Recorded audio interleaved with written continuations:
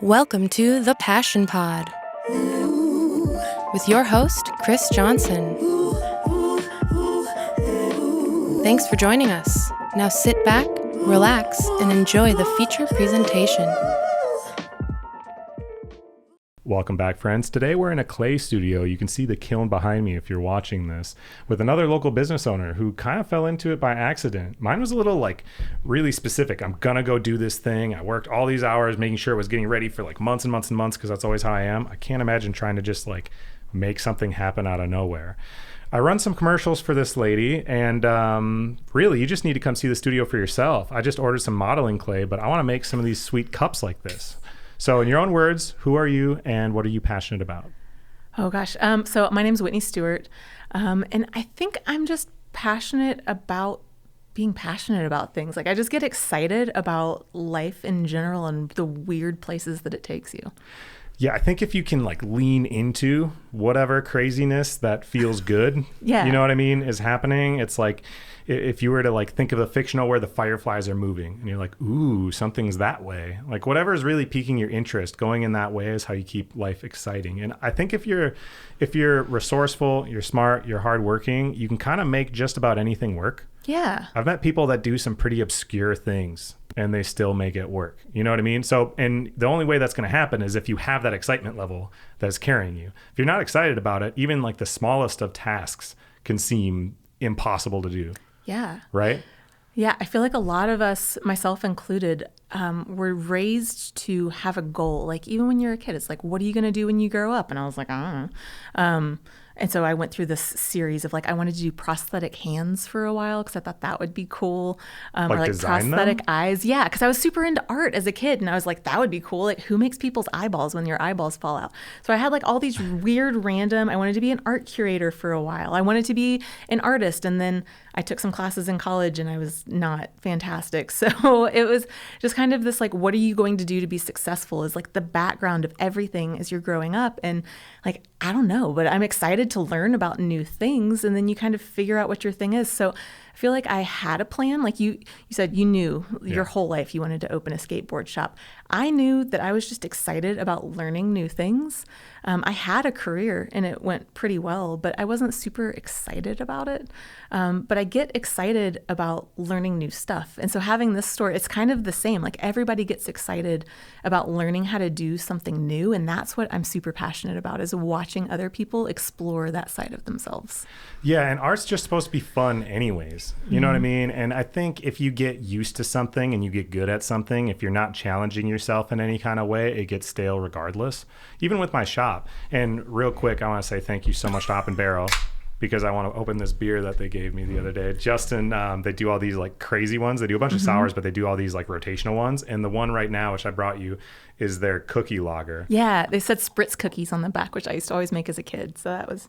Yeah, it's interesting but awesome. So it's not I'm not normally a beer drinker, but it's kind of sweet. It's kind of I get it. I get the cookie. It's pretty good. Yeah.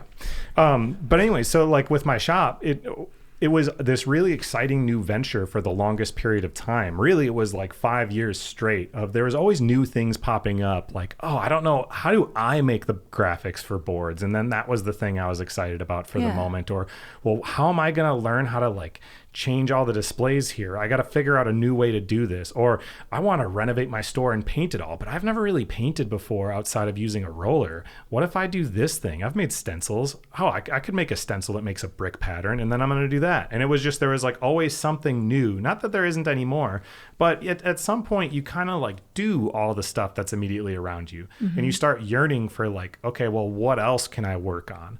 And now my shop has kind of become my comfort space, you know, where I don't want to say it's not challenging, because business is always a challenge that's moving, but it's kind of evolved into being this cool thing that's sustaining and just kind of where it is. Versus that's what was so exciting for me for my show, was just this brand new opportunity of, I don't know anything again. I felt like I knew the vast majority of what I was doing. Now, all of a sudden, I didn't know anything about what I was doing. And it was exciting because there were so many unknowns. Let's take it back. You said that you wanted to be an artist before. What kind of art did you want to do when you were a kid? Were you doodling a lot? Or did you get really into clay when you were in art, in the little art classes in 7th grade, or what? That's a good question. I don't think I ever thought I was going to do art for a living. Like you said, you had some friends that did really niche things. And I think there are so many, like watching the Gen Z kids, there are so many of them that get so deep into these like awesome niche things at a really young age. And I think the difference is that kids now know that they can do that and be passionate about something and be successful. But I don't think 1,000% agree. I don't think people our age, and I think that's what's so cool about watching another generation below you is it's like, yeah, go y'all, like you're getting it early. I don't think I really realized that something that you enjoy doing could be what you do for a living. And this is not what I do for a living. I have a full-time job, but it's one of those things that I think when I told my parents I was going to open this place, they were like, yeah, but for like a hobby, right? And I was like, yeah, right. And I think discovering those things where it's like, what can I be bad at? Like, what is the goal as a goal-oriented person? It's like, what was the goal of opening this studio? The goal of opening the studio was just to have a pottery studio. So immediate success, wildly. And I think when you orient your goals to being not monetary and being a little more creative, I think you can be a little more of what you wanted to be as a kid. Because when you're a kid, you're not afraid of failing and you're excited about creating things. So like you had asked as a kid, what kind of art did I do? Kind of whatever was on the table. Like my mom was pretty creative. I grew up with a very creative family. Like everybody in my family does some kind of amazing art thing. Like my grandpa's a woodworker. My cousin is a great graphic designer. Like they all do something. And I think when you grow up in a family like that, you're like, I want to know like my fun. It's kind of like Encanto, where you're like, I want to know what my fun secret gift is. And then it turns out it's not any of those other people's things. Like not very good at drawing, pretty clumsy, probably would not be a great woodworker. So you just kind of go through all of these things. And as a grown up, when you've become kind of like successful on paper and do everything that you knew you needed to check off, it's like, well, then what do I want to do? Like, I want to be really bad at something for a while. I'm like the worst potter in our studio, and that's awesome because that means I can constantly learn something new. And that's kind of the kind of artist I want to be, is like, am I passionate about pottery? Like kind of right now. Like, is it going to be pottery in 5 years? I have no idea. But right now it's really cool to bring something new to the community. And that's kind of been almost as cool as the products themselves. Yeah. Well, I mean, you hit the entrepreneurship bug, which is not going to stop now. That's just how it works. You know, the funny thing is we look when we're younger, especially in America, because we're so brought up to think like we have to figure out what is the most sustainable way. Like what's stable, that you're going to make enough money that you're going to be able to save for your 401k, you're going to be able to get your house and your dog and all this, you know, whatever. And so you figure out, how can I be successful in that? And you see that you're miserable when you're doing it. And you're like, well, how do I make what I'm good at less miserable? Which is so like defeating to look at, but that really is the way I strongly believe the vast majority of people look at it. They know it's like, wow, it's a job, but how do I make it, I can deal with it? How do I make it so it doesn't suck as bad?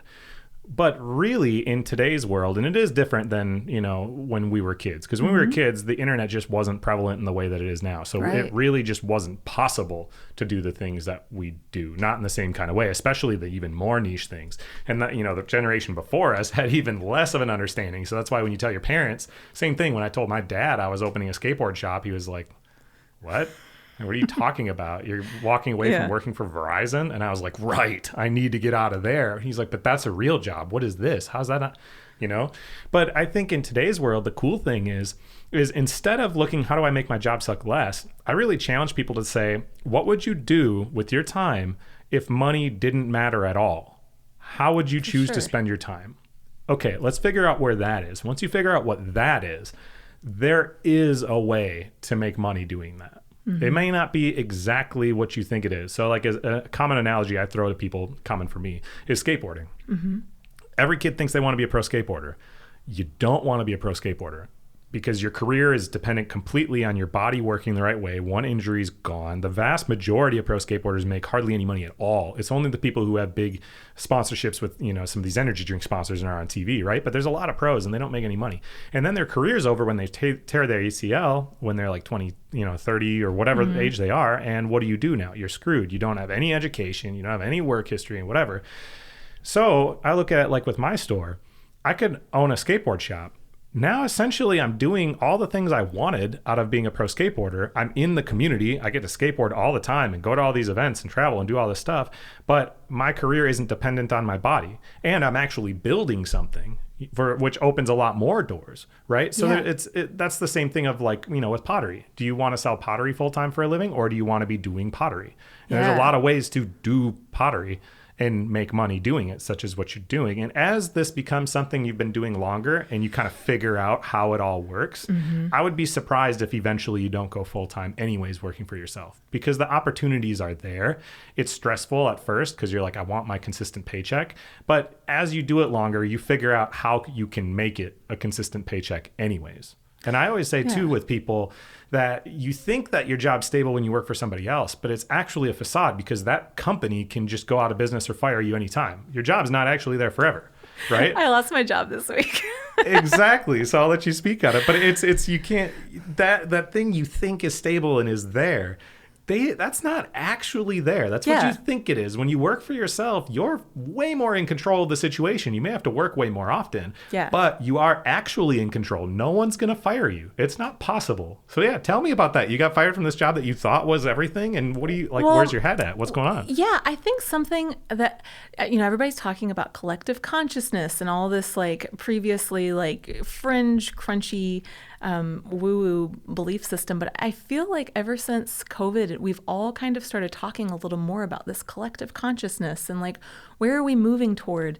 And something I've been challenging myself with is, you know, who are you? And is that true? Like, what's the story that you tell you about yourself? And can you challenge that? So I feel like what I've been trying to challenge myself with is, I don't know who I am. Like, I could be literally anything. Like, let's decide on the fly. And so I feel like I spent the first, 90% of my life building towards having a successful career and making career the focus of your life, because that will build up security.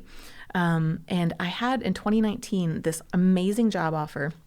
It was like my life, like this was the moment, like this was going to set me up. And then you could, it's one of those things where you're like, I'm going to work really hard at this for 10 more years and then I can coast. And that puts you at about 50 and, you know, you're checking all these boxes. But I was really burnt out.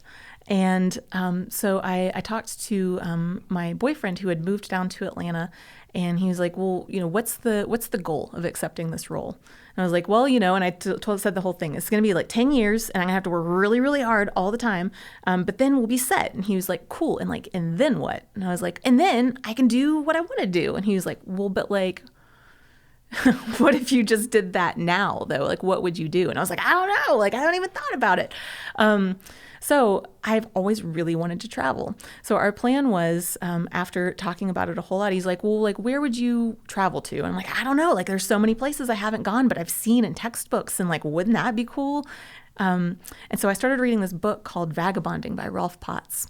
And he lays out, you know, what are all of the resources you have in your life? And a main resource is finances. And that was one that I had been concentrating really heavily on, because the more finances you have stable, like the more stable your life seems and the safer that it becomes. But like, what if finances were just one resource? Your time is a resource. Your health is a resource. So what if instead of finances being the most important, what if they were on par or less important than your time or your health?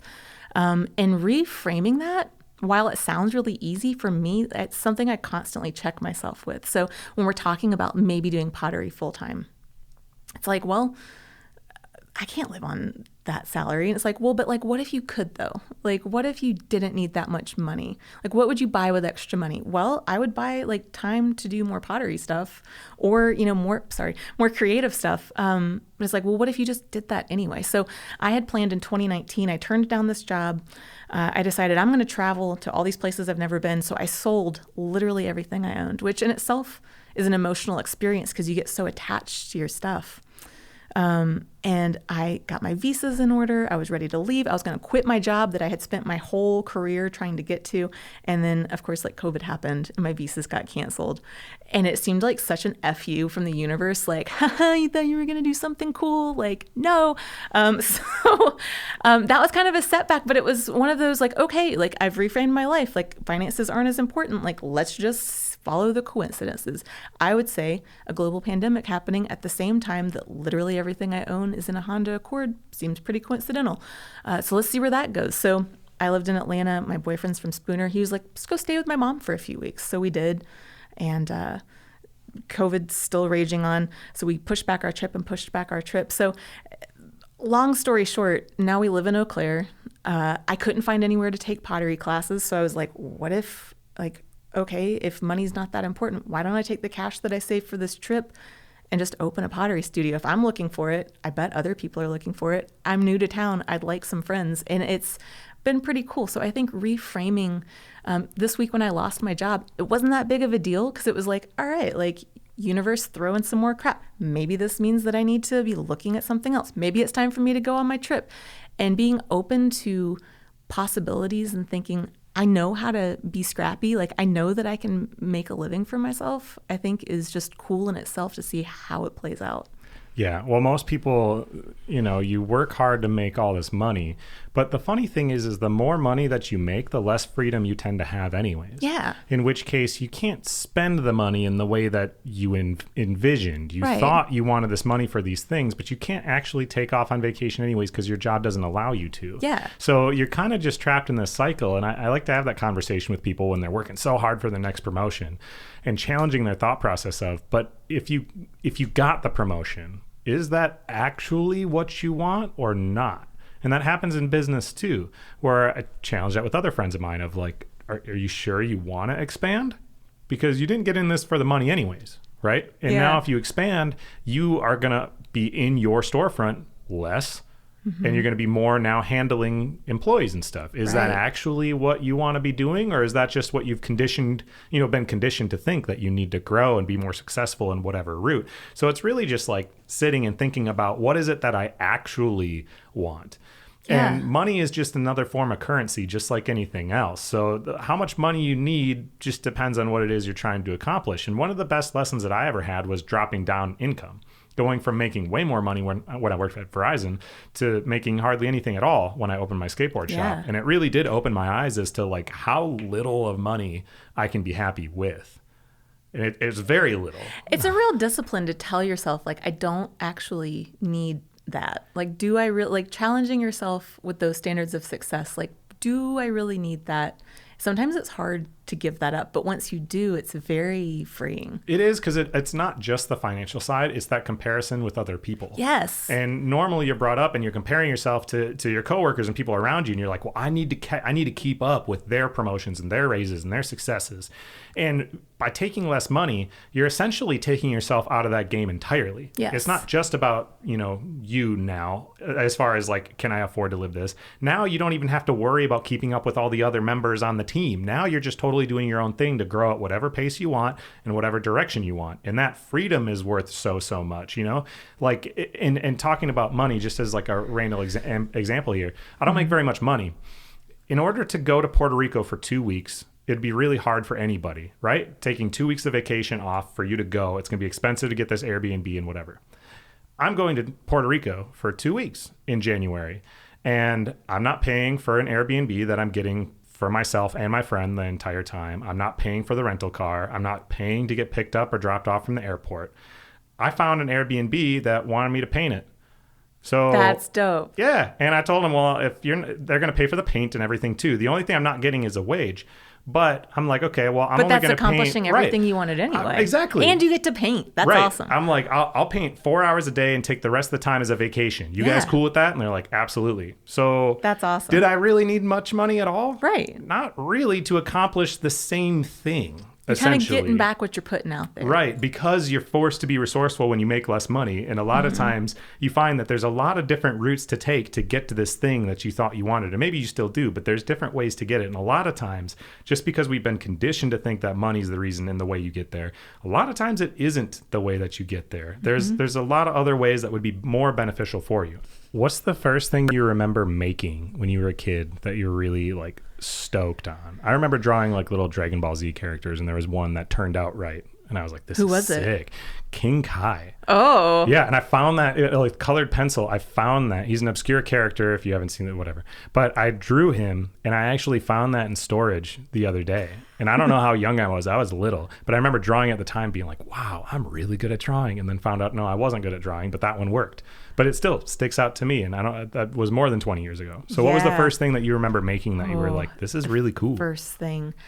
I feel like I was always doing like random art projects. I had a play school piano that had like the 8 colored keys, and I would like write songs, and then I would like have a concert for my parents, and I'd be like, I wrote a selection of songs for you this evening, and I would like start to play them, and then like halfway through they'd start clapping, and they'd be like, that was great, thank you. And I'd be like, no, we're not done. I would just keep playing. So that was one of the first things that I would do. I don't know. I feel like my mom was like a very creative mom, so she always had different projects for us to work on. So I did a lot of just random creating. Like I got super into baking when I was a kid, and when I was allowed to like use the kitchen without supervision, it was like anything you can cut with this plastic butter knife is game. So I would make like banana slices and sprinkle cinnamon and be like, I'm a chef. So it was just like always discovering. I used to really like to make clothes for my Barbies with my grandma's like antique silk scarves, but I wasn't allowed to cut them, so I would have to figure out creative ways to like drape them. So I don't know. It was just a smattering of things. My very first ceramic work was not good. It was we did it in 2nd grade, and it was out of this orange clay, and I wanted to make my mom's face. Oh no, that's quite the task to jump to. Yeah, and I didn't understand glaze chemistry as a kid, so glazes, when they're liquid, are not the same color as glazes when they get fired. So I have a picture of this. My mom had highlights, like it was the 90s, and highlights were like very in. So I gave her highlights, and they turned blue in the kiln. So she's got like this horrible orange skin with like a white nose and then like blue hair. She acted not excited, but she still has it. So that one stands out. That's awesome. You know, it's funny you mentioned earlier going to, taking, art classes or whatever and realizing like, oh, I'm not good at art. But what I've come to find is it's all about having like a thing within art. And there are so many people that technically speaking are good at art, like are good at drawing or whatever. But there's just so many people that are already good at it. So why does it matter if you're good? Like, good for you, and that's dope. But I had that in my mind forever that I'm not good at drawing because I'm not particularly good at it. But you are good at drawing your style of drawing. Right, and that's it. Is when I finally let go of caring if I was good at all, it opened the door for me to just be creative and do what I felt like. Stuff that like, me 10 years ago would have looked at and been like, that's stupid. Why would anyone like that? It's like childish, but once I got rid of that thought process of it needs to be technically speaking good, it really opened that. And the funny thing with me is before I started making art, now that like looking back on it, all my favorite artists, the vast majority of them are not like technically good. What they're doing isn't something that, you necessarily would technically have to be incredible. You don't have to draw faces. You know what I mean? It's not like that. All my favorite artists are not like that. Yeah. But they have something that came out of their brain that you recognize as theirs. That's like, it brings excitement when you're looking at it. And you're like, whoa, that's so cool that they came up with that. It's more the creative rather than the execution that worked that way. So it's funny when you say like, I found out I wasn't good at art. But it doesn't mean you weren't good at art. You weren't good at whatever particular things they were trying to have you create. It goes back to that, like, everybody's competitive with everybody. So, like, you are comparing, like, your business success, like, financially, because that's how everybody compares and is competitive. Like, with art, it's like, I'm not, like, I would try so hard to do charcoal drawings. And you remember Napoleon Dynamite, where he's like, it took me, like, an hour to get the shading on your top lip. Like, that was me. Because I was trying to like draw Botticelli, and it's like, that's just not it. So I think once you stop trying to be competitive, it's like a daily discipline, especially with things like Instagram now. I have obviously all kinds of cool pottery ideas in my feed, and you just scroll through and you're like, I'm never going to be able to do this. And so it's like you constantly, every time you see something cool, you have to remind yourself, like, that is so cool that their style of art is like that. That's not something I'm going to do, but how cool that they do it. And I think that also is a cool, like I read in some book, like the way that you find happiness and you spread joy is by finding joy in other people's accomplishments and doing it without jealousy. And that takes a lot of practice. Like if somebody's business is going like better than your business or in a different way, it's like, dude, that is so cool that like their business is doing that. Like that's not what our goal is. Like, let's realign on what we are and be really excited for them. There are so many potters in here that I get jealous of because I don't have a lot of time to do pottery. Like with like owning the studio, we're doing an expansion.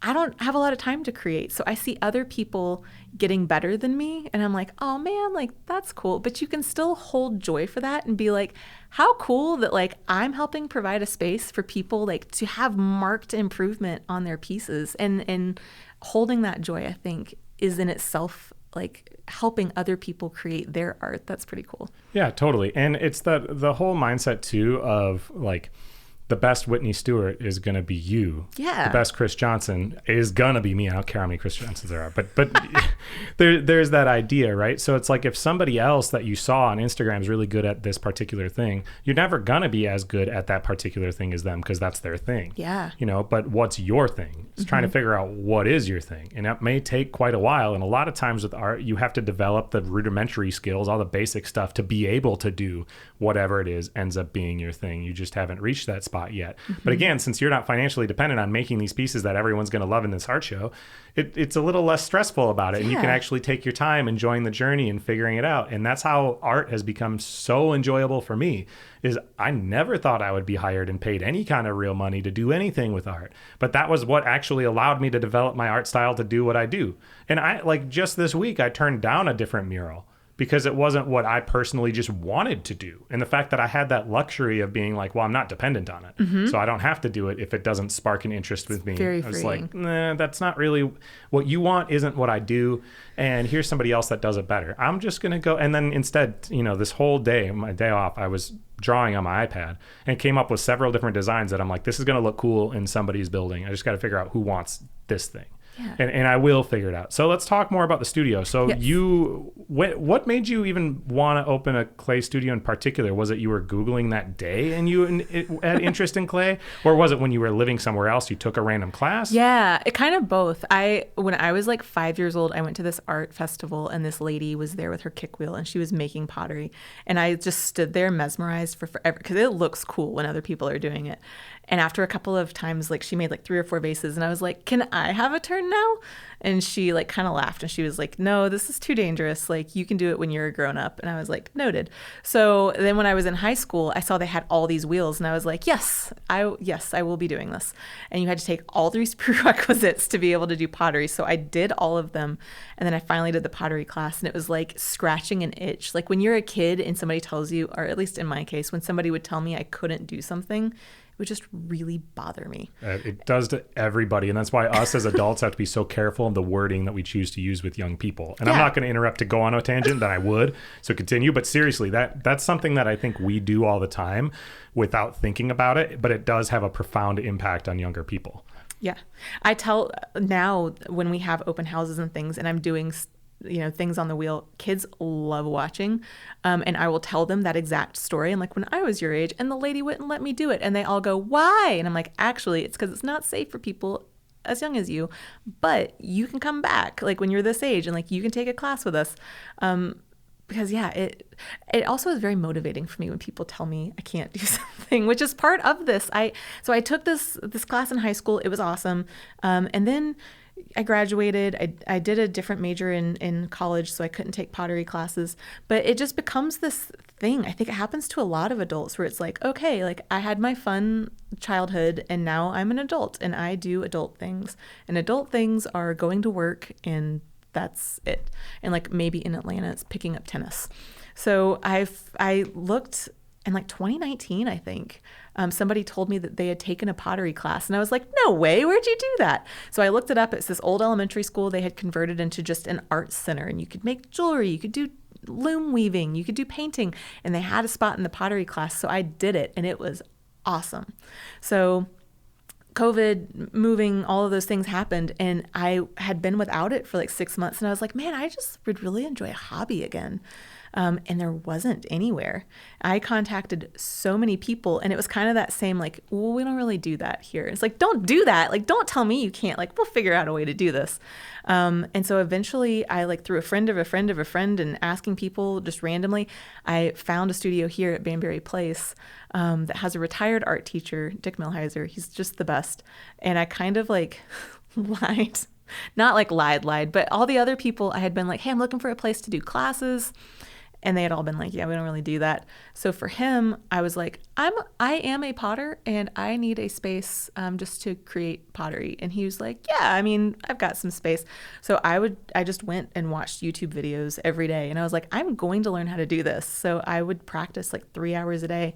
And I would always tell him, you should do classes. You should do classes. And he was like, dude, I'm retired. I'm not doing classes. You should do classes.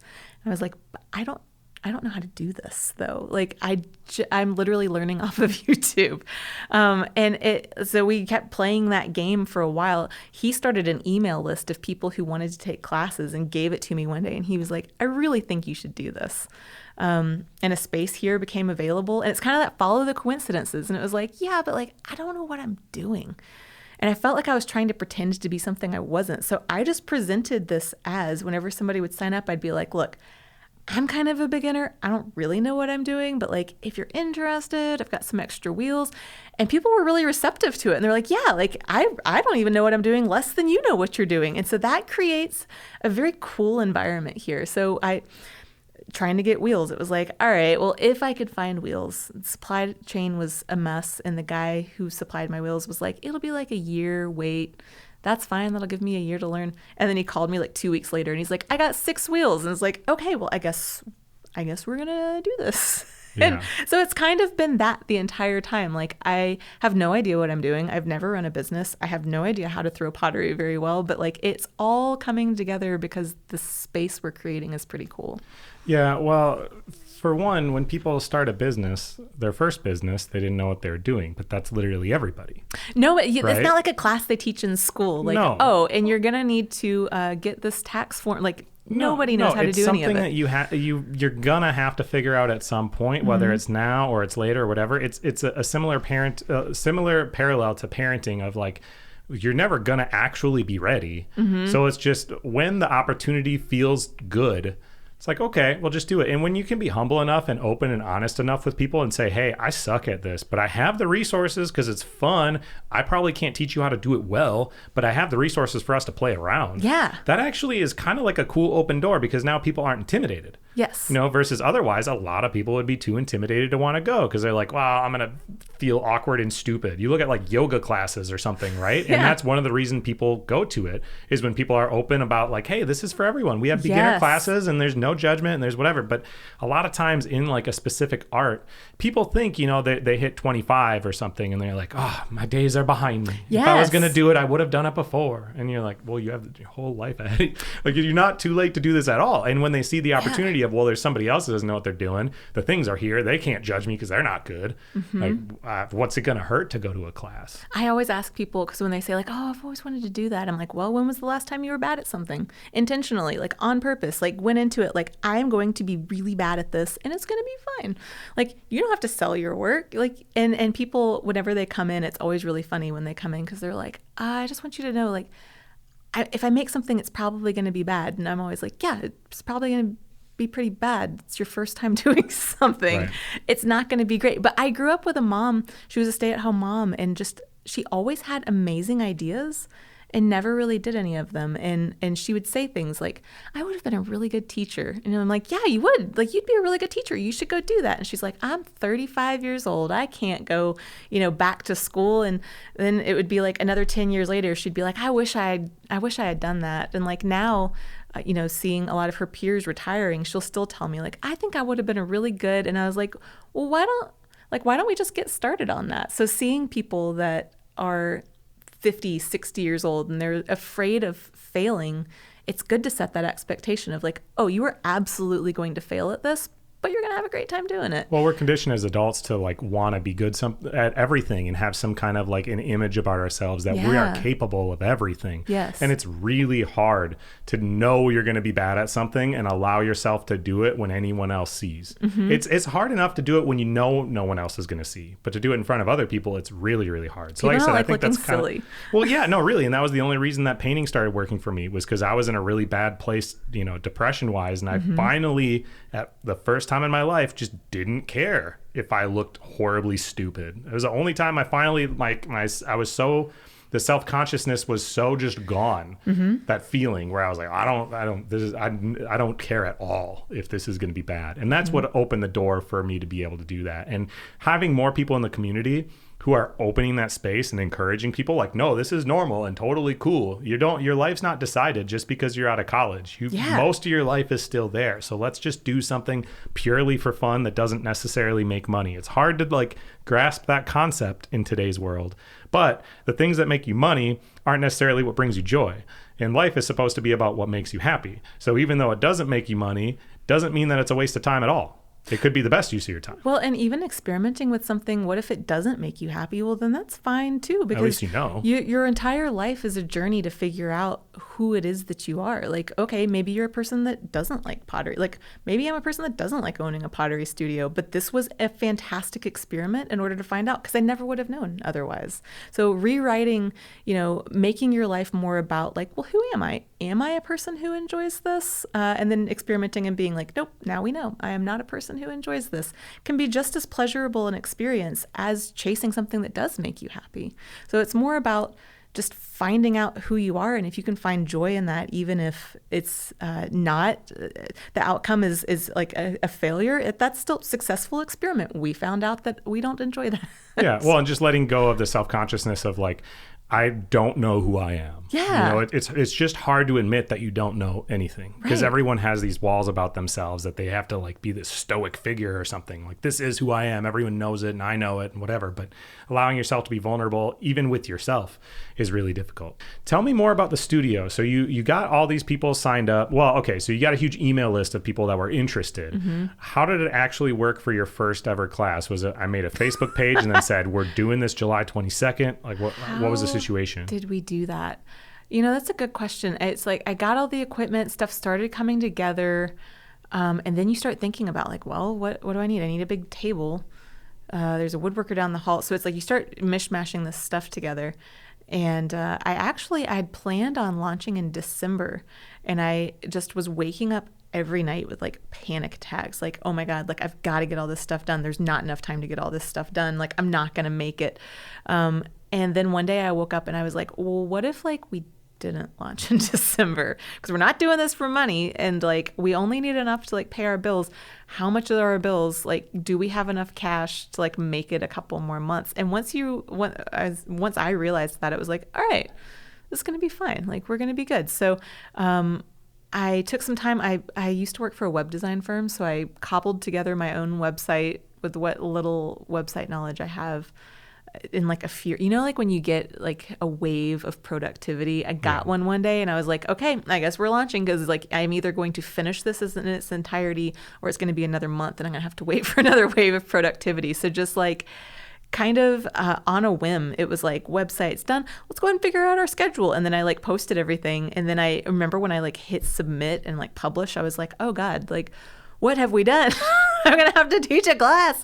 And I think our classes sold out in like 4 hours, which isn't a huge, like we've only got 6 spots per class, but our spots, I had an Instagram page. I'd already been selling my own work around town. And so people had kind of started to gather word that like something was happening.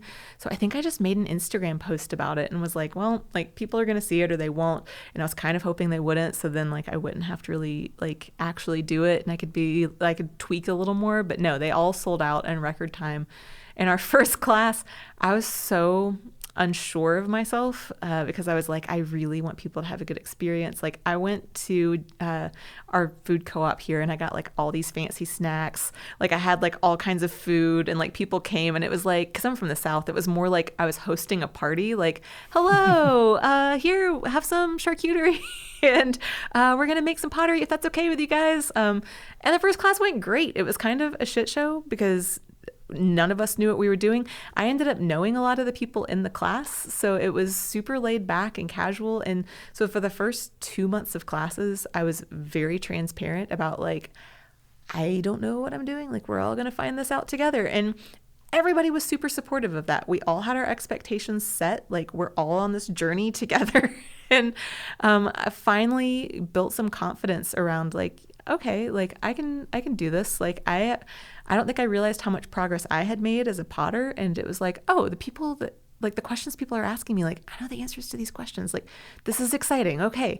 And so it took a couple of months, but you like slowly build that confidence of like, okay, like I've done this wrong a couple of times. Like serving snacks in a pottery studio is a horrible idea. Like, okay. So we stopped doing that. People could bring their own snacks. Like I'm not a chef. I don't even know, like, technically, should I be serving snacks? I don't have like a food. Anyway, so you kind of learn by failing, like what we should do. I learned, how to stay organized in the studio, like how I should tell people to clean up at the end. My first class, I didn't make anybody clean up because I was like, well, I don't want to, they paid to be here. I should clean up. I stayed after class for like 4 hours cleaning wheels. And I was like, this is not it. So I think you just kind of learn as you go, and that class experience now, it's like, it's a lot better because I allowed myself to fail and I didn't put so much pressure on myself to be perfect. Yeah. Well, I mean, it comes back to, again, the whole, like, you're never going to really be ready. The thing is if you wait until you're really ready and then you go to launch this big thing, you'll never do it. You're not going to do it. And you haven't allowed yourself to make those mistakes yet. It's just too high of stakes. And that's, I tell people a lot of times, they're like, well, I don't really have money to open a business. And I'm like, well, that's probably a good thing though, because it makes you have to start your business with zero budget, which means the mistakes you're going to make aren't going to have huge consequences yet. It's a good thing that you're starting from there. That allows you the time to be able to grow it in the way that you need to grow it. If you were to, like, as an example, right, I'm doing this show, made plenty of mistakes where a recording messed up on something and now I just don't have it, or, whatever, like those types of things happen. If this was something set up to be a Netflix special and I lined up an interview with Kanye West and That'd then be so cool. I blew it on the recording, it would be a huge problem. Now I know how that would never happen because I have all the fail safes in place. And there's probably is another thing that's going to happen that I'm going to go, oh, there's another fail safe I got to figure out. But because I started from nothing, it's allowed me to get to that point. And I will interview people. I have already interviewed big people, and I will interview people that are like A-list celebrities. I think that I'm an incredibly good interviewer. I know it's gonna, and you are an A-list celebrity in my book. I agree. I have dozens of followers on Instagram. It's true. Maybe I'm cocky, but I believe that really you should believe in yourself. And I do genuinely believe that I will be the biggest interviewer personality in this area of the country in the long term. It's been 3 years and I've came a long ways and I know where it's going to get. So I don't think it's impossible for me to. In fact, I just talked to one of my all-time favorite rappers over Instagram, because at this point you just DM anybody. Well, can you say? One of them. His name's Sunreal. He's a rapper from Canada that I discovered years ago. His music videos are incredible. He's awesome. And I noticed for some reason, and it's so silly because it doesn't actually mean anything, but once my show on Instagram hit 10K of a following, people tended to respond to my DMs way more often. It just, for some reason, the dumb little 10K clicked in their mind like, oh, this must be legit. And it was legit because, about a bunch of episodes and all these people, whatever. But it was at that point in time that it was like a light switch flipped for that happening. Yeah. And so since that happened, which was a long time ago now, I'll have it hit with me periodically where I'm like, I could never reach this person. And then I'll remember, well, no, wait, though, but they might, because people respond to me all the time. I interviewed a Packers player that I just like DM'd, like it happens frequently. My favorite artist of all time, my favorite painter from France. He's like not a small deal. He's pretty big. And I bought an original painting from him and I've talked to him a bunch of times. I was supposed to interview him in Florida. And then that's a long story. I'm not going to tell that his visa got denied at customs when I went to Florida and then didn't get to interview him because he didn't make it to Florida. But anyways. But there's stories like that you're like, man, like, all right, I'm dealing with like bigger problems. Bigger problems, bigger success. But that's what I mean is like you do all these things at the base level where you really grow all your knowledge, and it's okay that you make those mistakes at that point in time. It really is a good thing. And that's how you develop yourself into being actually good at what you're doing. What you talked about before was having imposter syndrome. I'm sure you've heard the term because like everyone has imposter syndrome, and I've had it a whole bunch of times. And for me, especially with my show, I would have it when I would interview people like, man, I'm surprised this person's giving me their time. They think this is going to be legitimate, and I don't know that it is, you know? And a long time ago, I've told the story before, so I won't, with Wayne Hoffman, this illusionist, it was at that interview that I was like, whoa, no, I am like, I can just do this. I'm not nervous at all. That was crazy. I'm surprised that I can do it. And I haven't had that issue ever since. Did you have a turning point like that with imposter syndrome where you kind of had it coming to of like, well, like, no, okay, I can do this for sure? I think it's like a constantly evolving thing. Because like I said, I try to live where it's like, well, I don't know who I am. Like that's kind of my life's purpose is I've got the whole time to figure it out. And I've got the whole time to mess up. Like you're talking about making small errors now. I frequently, like whenever I bought a piece of equipment that was kind of, wasn't what I thought it was going to be. And somebody here in the studio was like, oh, I'm so sorry. And I was like, that was $1,000 lesson. Like, that's just kind of what it is. So I feel like as I am making more mistakes, it's almost like, yeah, like I've made enough mistakes now that I feel like I've kind of earned where I'm at. Because now I've got brand new people coming in and they're making the mistakes with their work maybe that I made, a year ago. And so it's like, yeah, like I guess it's not necessarily like imposter syndrome so much as it's like, we're both messing up on the same stuff. Like that must mean that like, this is the thing that you go through when you're learning how to do pottery. And I also think it's weird to me when people introduce me, like I'll have friends like, this is Whitney. She owns the pottery studio. And I'm like, am the main employee of, like, I don't really feel like I have ownership over the space because it's such a collaborative environment that I think that helps take some of the imposter syndrome out of it. Because it's a little like when people, if I've got another teacher in class and I walk through coming to do something, I'm coming to scrub floors. They're like, this is Whitney, this is the owner. And I'm like, she's the floor scrubber. So that still feels weird. Like, do I own it or do I just work here? But the rest of it, yeah, I feel like when you see everybody else putting themselves into it earnestly and still failing, it's like, yeah, I am also putting myself into this earnestly and failing. We're all doing this together. Like, it's okay that I'm not perfect because we're putting in what we've got.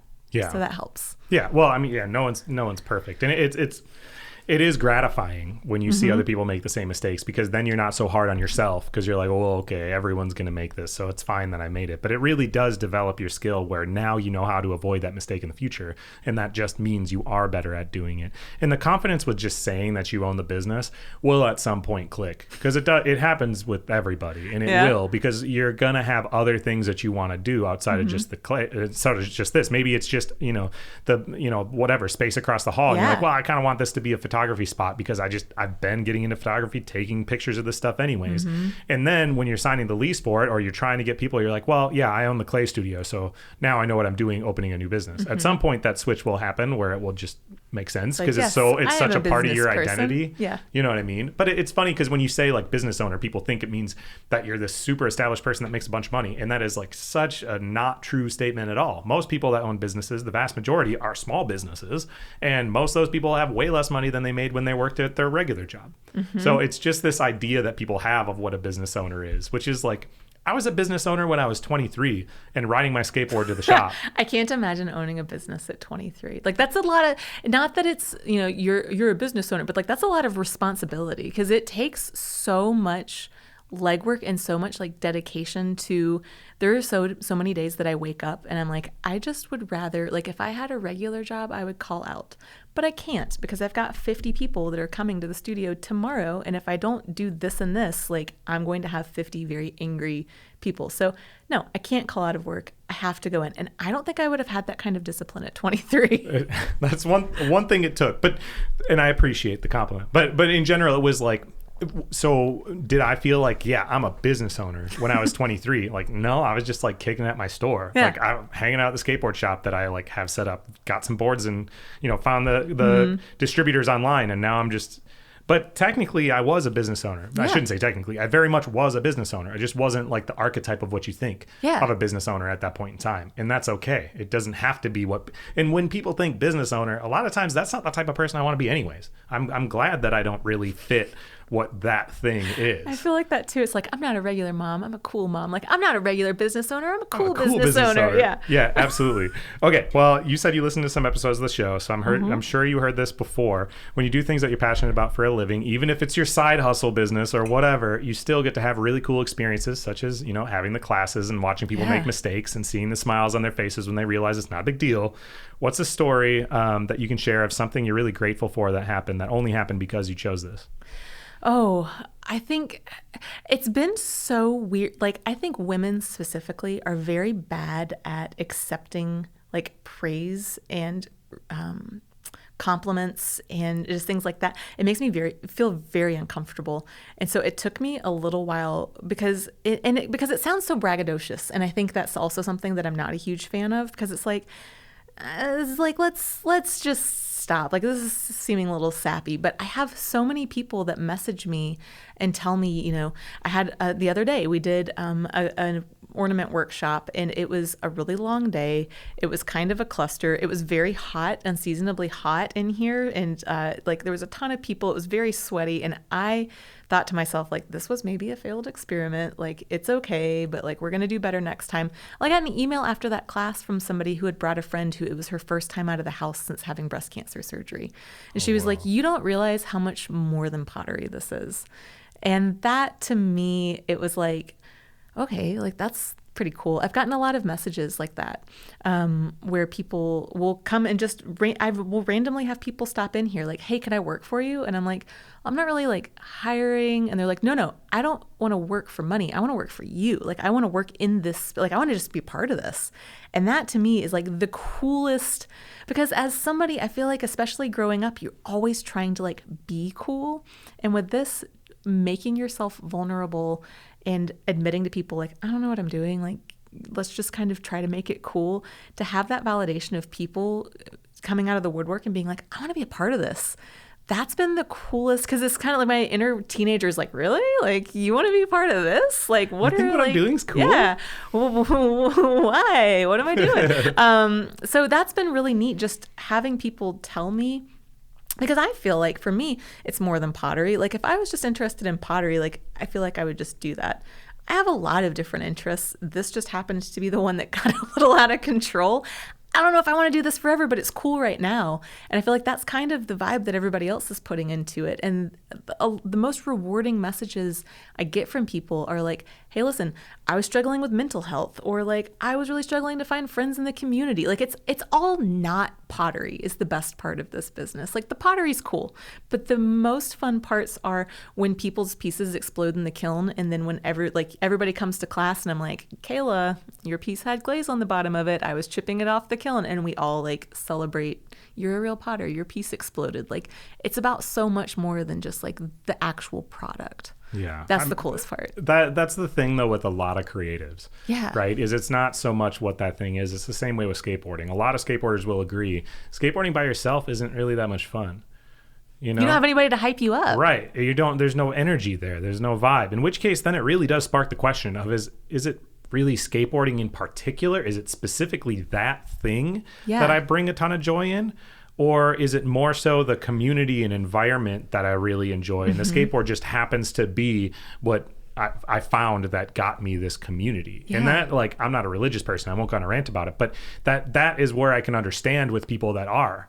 is they have that community every week of like, they have this other family, you know what I mean? And it could be just about anything. In your case, it happens to be the pottery studio. But when you can realize that that's what it's about, a lot of times that can take the pressure off of everything else too. Because you're like, oh, well, it's more so we're just all having a good time with our friends. Yeah, we're just pumping each other Right. up. Like that, I watched that Tony Hawk documentary on Netflix or wherever It's was. on HBO, so I haven't watched it yet because I don't have HBO and I really want to see it. It was so my boyfriend was super into, well, I guess he still technically is, but he was super into skateboarding. He kind of like how you spent your whole life trying to get a skate park here. He spent his whole teenagerhood trying to get a skate park in Spooner, Wisconsin, which was have a little one. feat. They do, because he helped build it. Oh, cool. And he and his friends, he was like, we spent a summer, like my dad would come out and help.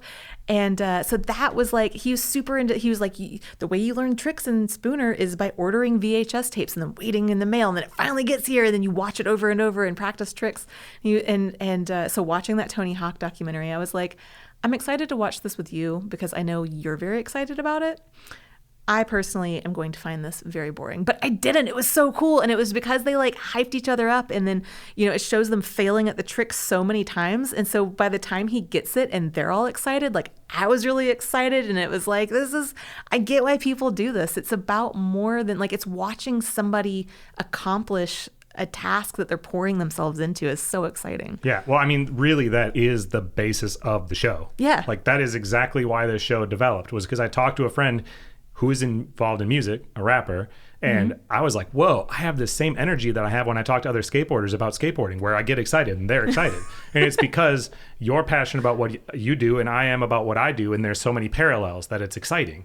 Weird. I didn't realize that would ever be a thing. And now I've found that it definitely is a thing with all creatives. And that's why all these conversations, for me, if nobody else, even if no one ever listened to this, I'd be excited because I got to meet a lot of Because you cool get to people. learn about so many. I always say there are no evil potter. Like I've never met an evil potter or like a mean potter, because when you meet another potter, like in the wild, I met one today at the Brewing Project. In the wild, like how you say that. Like, well, there was a guy at the Christmas festival and he was a potter. And I was like, oh, I do this. Like, I know how to do this. And like when you meet another potter, it's like you both nerd out because you have the same frustrations and the same challenges. And when you see their work, you're like, how did you get this exact glaze effect? And then you have somebody else that you share. Like you both know the struggle, and that's cool. Right. Well, skateboarding was that way for me. Yeah. And that's always been a thing people talk about in the skate industry, that like you have friends all over the world because of it. But I didn't realize that is the case with anything else that somebody's passionate about. Whether it's pottery, whether it's painting, it's the same thing. Yeah. You know what I mean? If you were a graffiti artist, you're friends with every graffiti artist around. You know, you travel and you want to go see those other murals and stuff. It really all is like connected in that way because of that. And now that you're a business owner, whether you want to say it or not, your other side of it now is all the other business owners. So you tend to end up becoming friends with all the other shop owners around town because we all went through the same thing of like, not being able to sleep, wondering, is this going to work at all? Am I going to fall and everyone's going to think what I just did was really stupid? Am I going to be way in debt? You know, and whatever. But we all got to experience those things, you know, on our own. And then when we see we're not the only ones that made this mistake or made that mistake and somehow pushed through, and we're still here, and whoa, it's such a successful 8.5 years, except I still don't make any money. But that's cool. There's a lot of other business owners that are just like that too. And you realize like, oh, okay, these are my people. You know,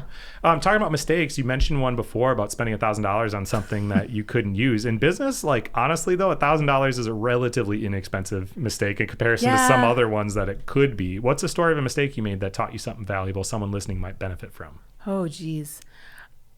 All of them. I think as long as you think of mistakes, like not necessarily, like if you reframe mistakes into just, we're running an experiment. Your entire life is a science experiment. And it's either an experiment that, yes, we should continue down this path, or like I like to say in our classes, like you didn't fail, you successfully found another way to not make a pot. And like you have to continue to learn how to not make a pot until all that remains is how to make a pot, because you've tried all the other ways and now this is the only way that works. So I feel like everything I've done has been like, okay, that is how to not make myself happy in life.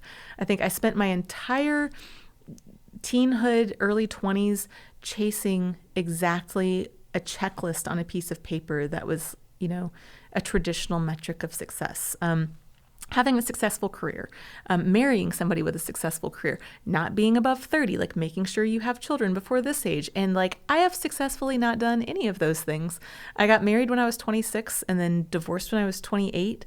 And I think once I did that, it was kind of like, I'm so competitive with this checklist of items and I'm not very good at it. So it's almost like I'm failing at a life that I didn't want in the first place. So fuck it. Like, all right, let's just not do this anymore and try something else. And then at least if I'm failing at something I want to do instead of failing at something I don't want to do. I think that was my biggest lesson, was learning to trust myself enough that like doing something just because I want to do it is a good enough reason to do something. It doesn't have to have any other purpose other than I want to try that and run the experiment. And that's a good enough reason to run the experiment. Well, the funny thing is people are so worried about how other people are going to perceive it, when in all reality, everyone else does not care what you're doing. They don't actually care as much as you think they care. They really don't. You know, your parents, who are arguably going to be the ones that care the most, don't actually care that much if you make money. They want you to be happy, and they think in their mind you have to make a certain amount of money for you to be happy. And I see it, I've had that issue talking with my own father, but in general, you think about how everyone else is going to perceive you, but everybody else, you rarely cross their mind. Rarely, because they're busy with everything else going on in their life. And even if they're a good friend of yours, my best friends don't come up in my thought consciousness. I don't consciously even think about them the vast majority of the time, unless it's a day that I'm like, oh, I should go hang out with that person. Even my closest of friends, I don't even think about them a little bit the vast majority of the time. So we got to stop trying to please other people, because they're not even thinking about what you're doing. So it really doesn't matter what they think about what you're doing, because they're not thinking about you in the first place. And then the funny thing I want to point out too, with you saying about how these are all these ways I've learned to not make a pot. Yes, you learn how to, like, this is how I don't do this. But there is a flip side to that.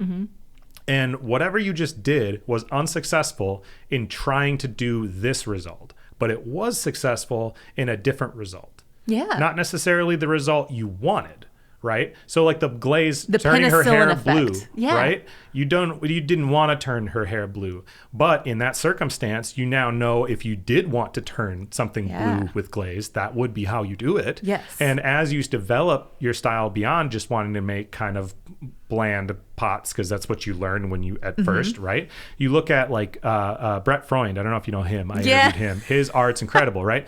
But if you look at his pots, why would you make one like that? Normally, the average person who like does pottery would never go like, well, I want to like cut a bunch of random chips and then glue them together, really, which makes a really cool thing. I love his work, but that's not how you normally would do something.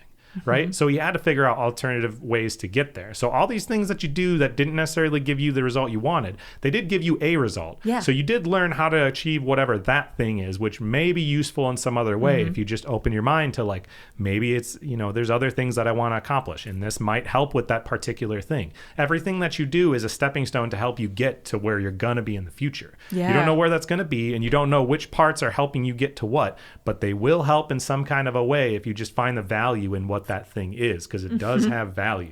We did that yesterday in class. Somebody had a really cute bowl that they messed with too much and it fell to one side. They were like, oh, I messed up my bowl. And I was like, no, you finished your spoon rest. Like, it's great. And so now they have a really cute spoon rest that they got to come pick up. And it's like, it's all a matter of like, well, accept what it is first and then decide like what its purpose is. Yeah, absolutely.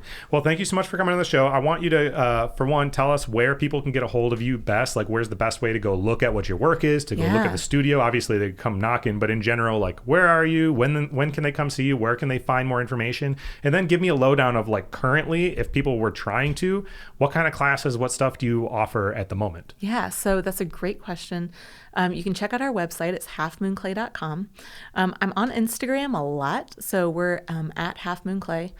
It's typically just dumb things that are happening in the studio, not super professional. Right now, we just released a lot of classes, and I'm afraid most of them are full.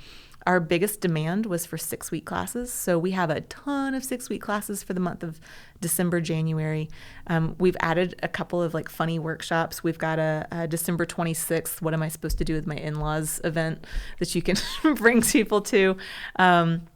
We're planning on that. One of the biggest things that people were looking for was open studio. So like I have the skills, I want to mess around on my own, but I don't have a space to do that. So that's what our current expansion is. So hopefully by January, we'll see. We're planning on launching that. So open studio right now, 6-week classes, kind of 1-day workshops are where we're at. What can people expect if they were to try to sign up for a 6-day class or 6-week, class? Approximately how much do those spaces cost, and like what all does it entail? I'm assuming it includes then everything that they would actually use, but does that mean that they're making approximately 5 cups they're going to take? You know what I mean? Give me a lowdown of what really do they get, and approximately how much is it? Because a lot of times, even if you don't say what it is and you say it's cheap, people still in their mind are like worried about a barrier. And people are always, I just know from experience of owning a business, people are uncomfortable asking for a price, even if it is cheap. And that will be the barrier between people choosing to look into it or not. Yeah. And I think that's something that I really struggle with is my number one thing I wanted, because we're not worried about cash, is, well, how about accessibility?